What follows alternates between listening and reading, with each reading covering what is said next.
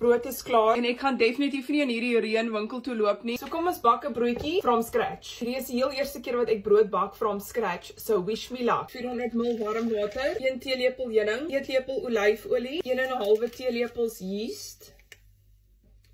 Mix, 4 koppies meel, 1, 2, 3 en 4. Knippie sout en roer. Gaan sommer in met jou hande if you must. Nou laat ons dit rus vir 15 minute. 15 minute later, kyk 'n bakkie water en maak jou vingers nat. Met jou nat vingers, now we stretch and fold. Stretch and fold. Stretch and fold. Nou laat ons dit weer rus vir verdere 15 minute. 15 minute later, stretch and fold again. Stretch and fold. Moet jy hierdie in 'n mooi balletjie inkry. So lyk my balletjie. Nou los ons hierdie vir 'n uur en 'n half. 'n uur en 'n half later, sprinkel 'n bietjie meel. Nou moet ons die kante invou. Linkerkant, regterkant, voorkant, agterkant, flip it over. Ek praat asof ek 'n professionele broodbakker is. Just look at that perfectly ronde balletjie. Baking paper. Oh, hoe cute is hierdie julle?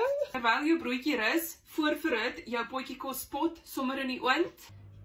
'n halfuur later, platter than I expected, but we move. Sprinkels 'n bietjie meel bo-oor, hy 'n kruisie.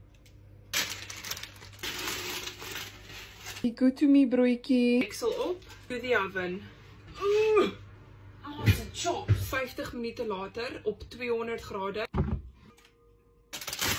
Nie die shape of die kleur wat ek verwag het nie. Nie heeltemal wat ek verwag het nie. Hy het nie vir my so 'n lekker airy fluffiness nie, maar dit sal werk vir my lunchie. Bottertjies, strawberry jam, so 'n bietjie kaas. En daai is my tuisgebakte broodjie. Is okay. Is nou nie oortreffend lekker nie. Ek wens dit het 'n bietjie meer fluffy uitgekom, maar nie bad nie. Is okay. Nie die beste nie, maar dit sal werk terwyl ons nie brood het nie.